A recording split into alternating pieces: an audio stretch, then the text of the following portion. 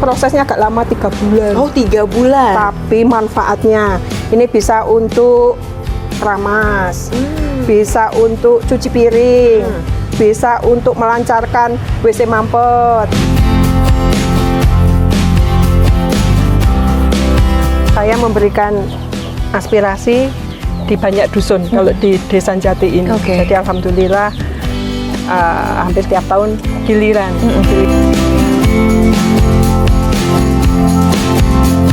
Penggunaan kascing untuk pertanian itu hasilnya luar biasa.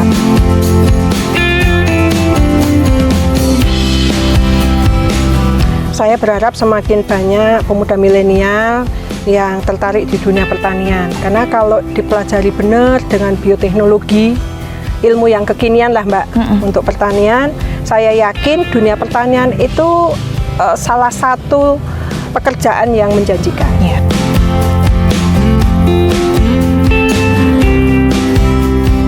Karena potensi datangnya tamu di wilayah Sawangan ini sangat bagus sekali.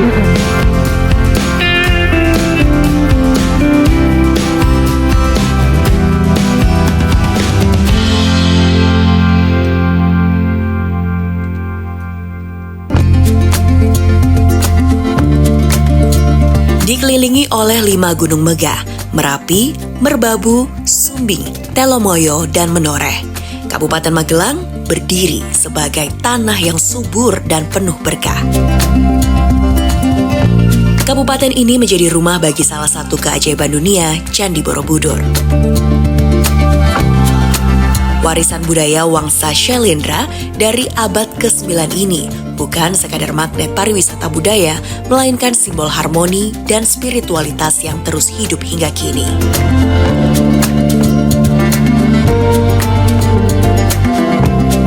Memiliki luas lebih dari 1.000 km persegi, mayoritas masyarakat Magelang hidup dari sektor pertanian yang tangguh, serta industri kreatif berbahan kearifan lokal. Dan di Kabupaten Magelang, salah satu tokoh masyarakat yang begitu gigih berjuang bersama warga desa adalah Ibu Endrianingsih Yunita.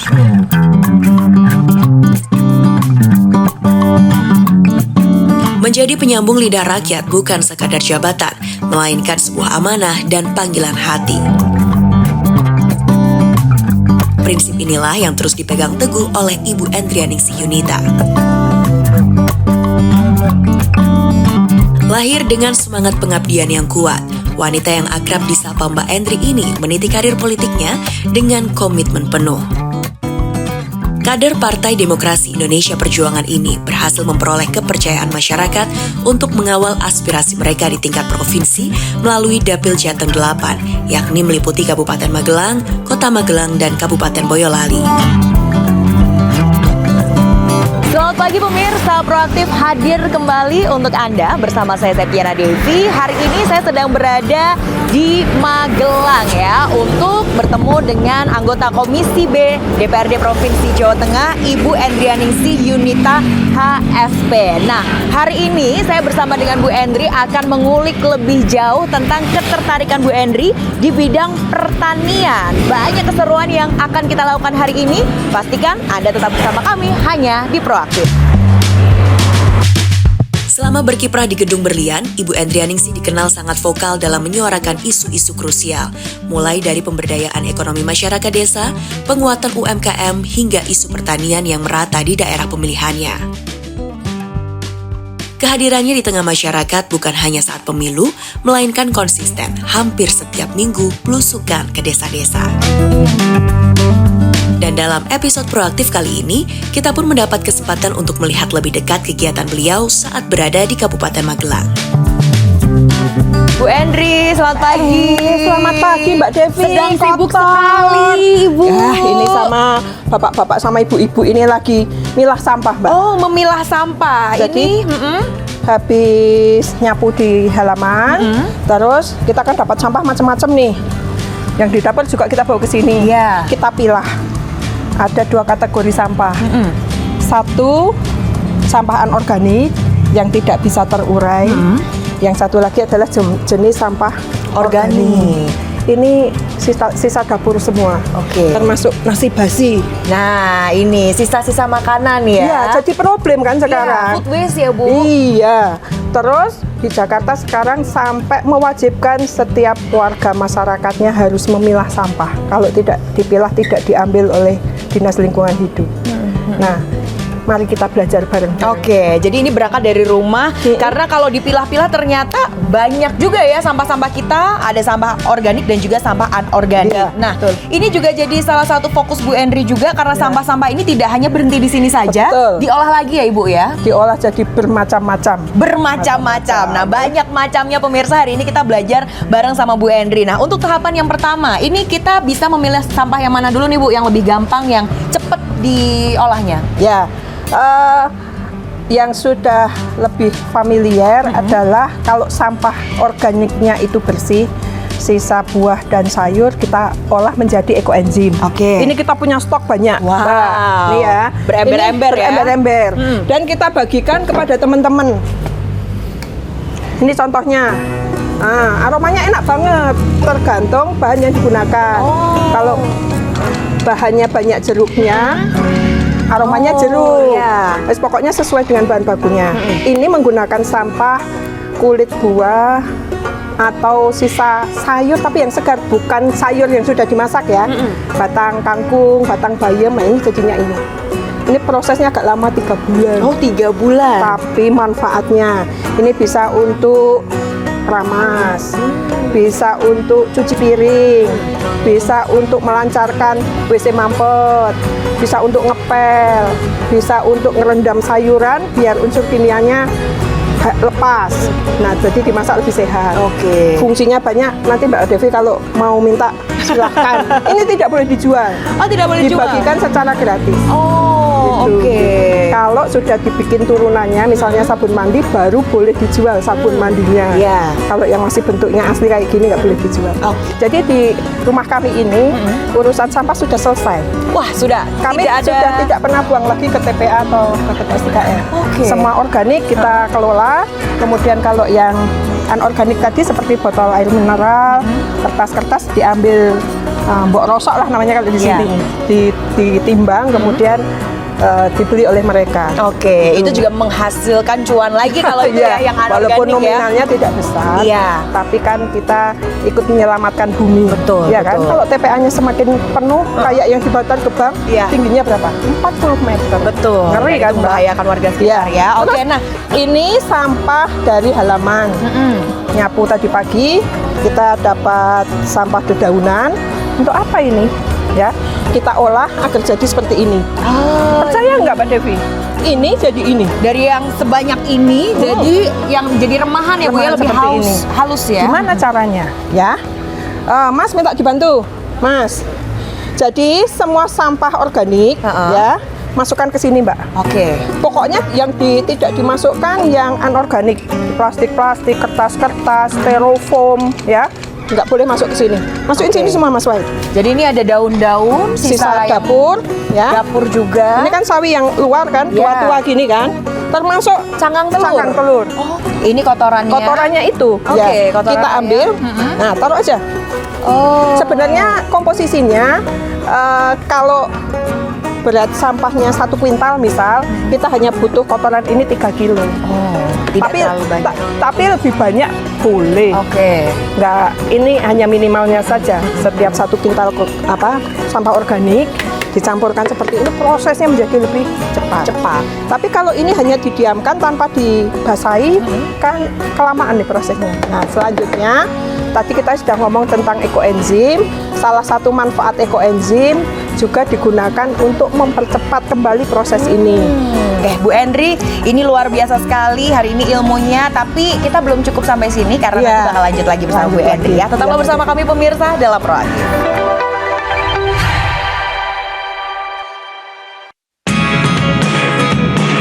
Usai melihat langsung bagaimana Ibu Endrianingsih mengolah sampah rumah tangga di kediaman beliau, perjalanan kita berlanjut ke Dusun Kadileben, Desa Jati, Sawangan, Kabupaten Magelang. Di desa ini kita akan melihat langsung bagaimana kebahagiaan warga desa usai mendapatkan bantuan perbaikan jalan usaha tani melalui dana aspirasi yang diperjuangkan Ibu Endrianingsih. Jalan dusun yang berada di lereng Gunung Merbabu ini sebelumnya kondisinya begitu mengkhawatirkan, bahkan susah untuk dilewati terutama saat musim hujan tiba. Namun berkat dukungan Ibu Endrianingsih, jalan tersebut akhirnya dapat terbangun dan digunakan sehari-hari untuk aktivitas warga. Dari kediaman Bu Endri, sekarang kita lanjut lagi untuk cek-cek aspirasi. Sekarang kita berada di Desa Jati. Ya. Tepatnya di Dusun Kadi Leben ya pemirsa, dan ini kita berada di jalan hasil dari aspirasi Ya, Bu Endri ya. ya. Dan di belakang ini sudah ada bannernya, ini adalah hasil aspirasi tahun 2025. 2025. Ini gimana Bu rasanya akhirnya bisa jalan ke sini dengan nyaman tanpa ada halangan dan jalannya pun lebih lebar? Bangga dan bahagia. Iya kan, Mbak? Dulu bukan jalan ini. Bukan Nanti jalan, ya. Pak Marno akan menjelaskan. Jadi bukan jalan, sedangkan kebutuhan masyarakat akan infrastruktur jalan ini memang sangat mendesak. Kemudian diusulkan oleh masyarakat ke pokir saya, dan tahun 2025 anggarannya cair masuk ke rekening desa. Gitu. Oke, dan terrealisasilah jalan ini ya Pak Marno ya. Iya, Nah, ini kondisi jalannya sebelumnya seperti apa sih Pak? Oke, untuk kondisi jalan itu sebelumnya malah bukan jalan. Bukan jalan. Jadi ini tepi dusun. Kebetulan itu adalah pertemuan antara drainase sini, drainase sebelah selatan dusun sama timur dusun.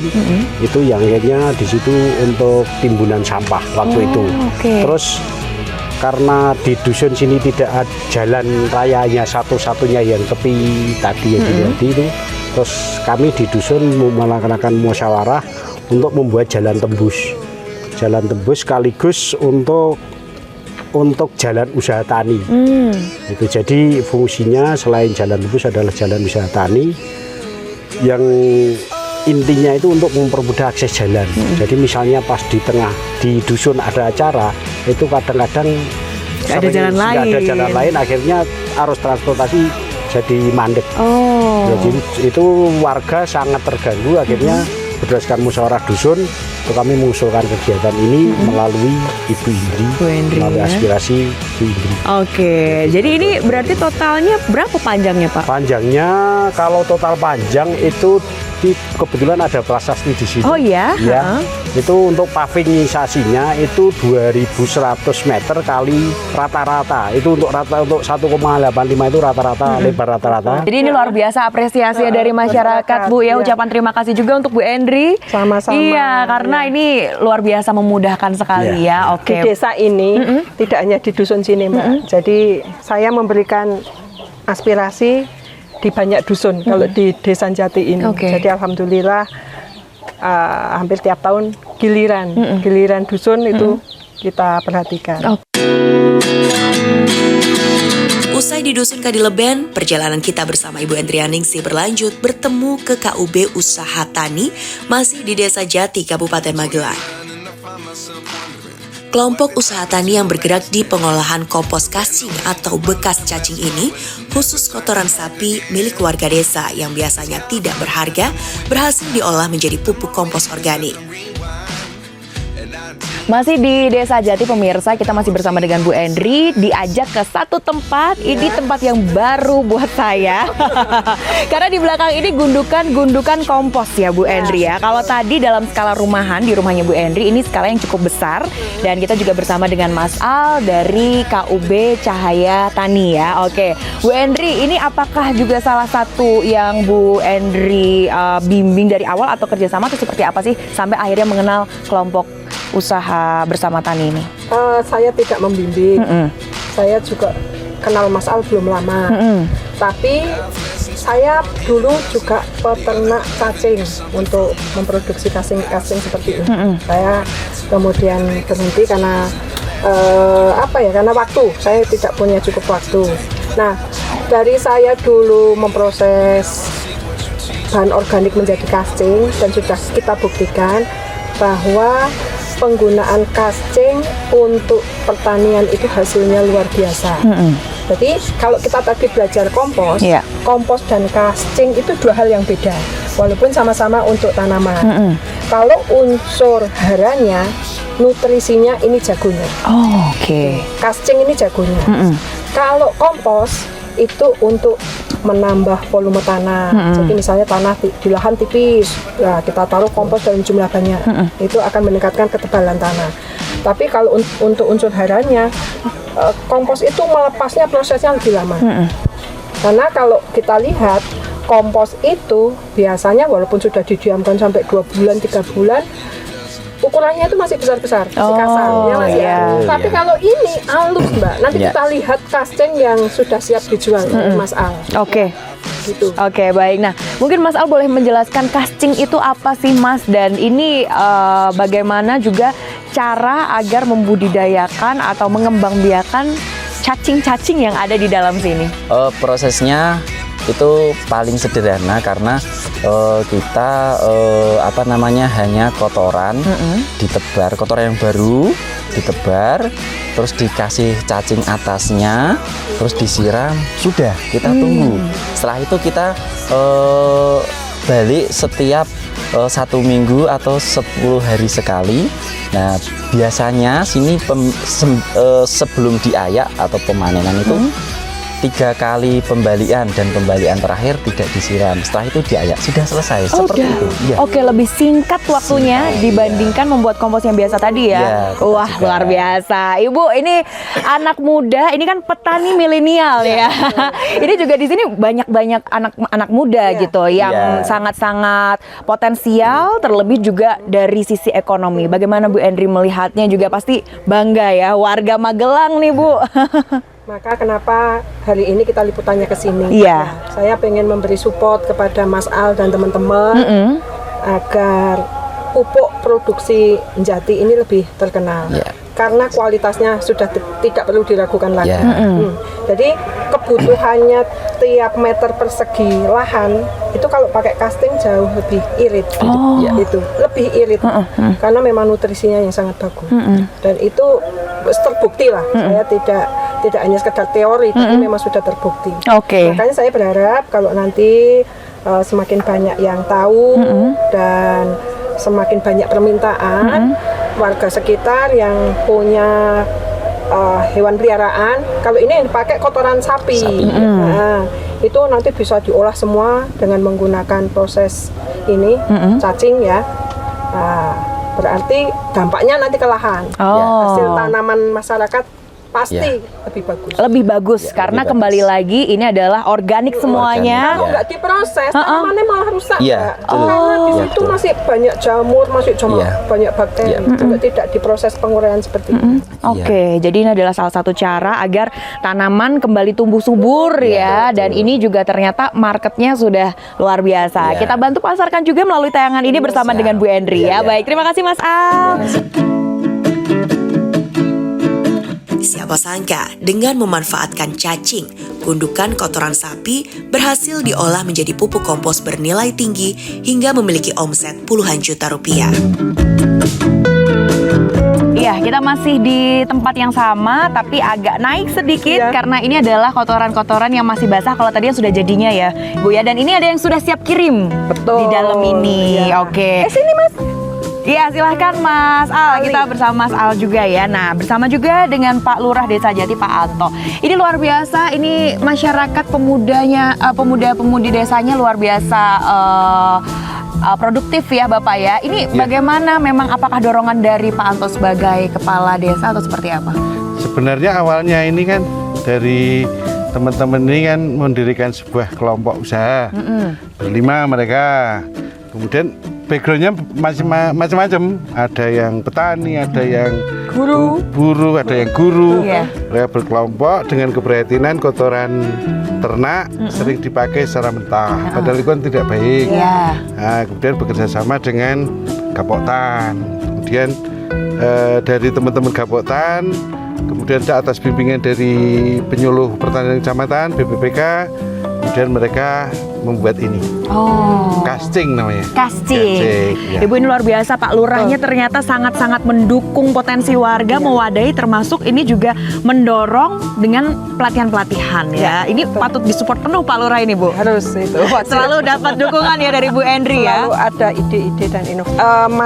Mas Al ini dan teman-teman nanti bisa kita jadikan partner untuk kita diskusi tentang ini limbah organik ini di desa-desa yang lain, karena memang sama kasusnya di hampir semua desa peternak itu belum bisa memanfaatkan secara maksimal kotoran hewan ini. Jadi mereka langsung membawa ke ladang dalam kondisi masih mentah. Ini kan tidak baik, Mbak. Justru menyebar penyakit kalau belum diolah seperti ini. Tapi kalau sudah jadi casting, tanaman itu tinggal makan. Oke, dan sehat juga ya. Oke, dari Bu Endri apa harapannya Bu untuk Desa Jati dengan semua potensi yang digali oleh warga? Pak Lurahnya juga sangat-sangat support ini, Bu. Saya berharap semakin banyak pemuda milenial yang tertarik di dunia pertanian. Karena kalau dipelajari benar dengan bioteknologi, ilmu yang kekinian lah, Mbak, untuk pertanian, saya yakin dunia pertanian itu salah satu pekerjaan yang menjanjikan, ya kan? Urusan panen kalau sudah benar lah semuanya lah, kan pupuknya udah benar, prosesnya semua udah benar, itu hasilnya bagus. Oke, luar biasa ya, kita dorong terus ya. Baik, terima kasih Pak Lurah, terima kasih juga Mas Al ya. Bu Endri, kita masih lanjut Satu lagi, tetaplah bersama kami pemirsa dalam Proaktif.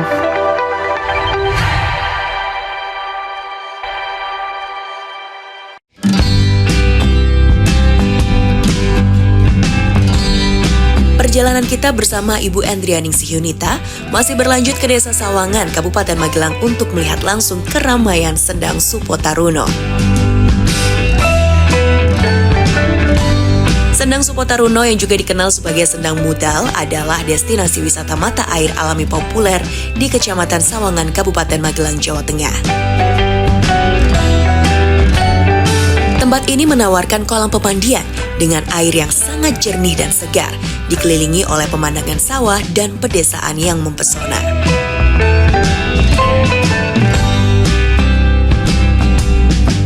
Selain kejernihan airnya, suasana di sekitar Sendang Mudal juga sangat menenangkan. Udara sejuk khas pegunungan berpadu harmonis dengan hijaunya sawah di sekeliling area wisata menciptakan atmosfer yang damai. Bagi para wisatawan yang ingin merasakan sensasi berkemah, pengelola Sendang Mudal juga menyediakan fasilitas area perkemahan atau camping ground. Area camp yang luas dengan pemandangan hijau ini sangat cocok untuk mendirikan tenda bersama keluarga ataupun sahabat. Semua keindahan alam dan fasilitas yang memadai di Sendang Mudal ini nyatanya bisa dinikmati tanpa perlu merogoh kocek dalam-dalam. Pengelola menetapkan harga tiket masuk yang sangat merakyat dan ramah di kantong, yaitu hanya sebesar Rp4.000. Murah meriah bukan? Setelah keliling-keliling, kali ini saya diajak Bu Endri untuk jalan-jalan ke tempat yang seger sekali. Ini di Magelang, tepatnya ini di mana Ibu? Di Desa Sawangan, Dusun Mudal. Kecamatannya juga Sawangan, Kabupaten Magelang. Nah, di belakang kita pemirsa ini ada sendang ya, atau tuh yang biasanya disebut Sendang Mudal, tapi sebetulnya namanya adalah Sendang Supotaruno. Nah, kita juga bersama dengan Ketua BUMDes Bimasena, Pak Johan. Pak Johan ini bertemu Bu Endri pasti sudah sangat sering. Bahkan sebelum Pak Johan jadi Ketua BUMDes. Oke, nah ini boleh diceritakan terkait dengan Sendang Supotaruno ini seperti apa Bapak dan potensi? Oh iya, memang sendang ini konon diduga sudah puluhan bahkan ratusan tahun yang lalu. Dulu kan tidak dikelola, maka inisiatif dari desa ini mengelola sendang ini dijadikan aset atau dijadikan potensi yang dikelola oleh BUMDes Bimasena ini. Oke, berarti ini sudah sejak tahun berapa Pak? Mulai dibangun tahun 2015. Oke. Ya.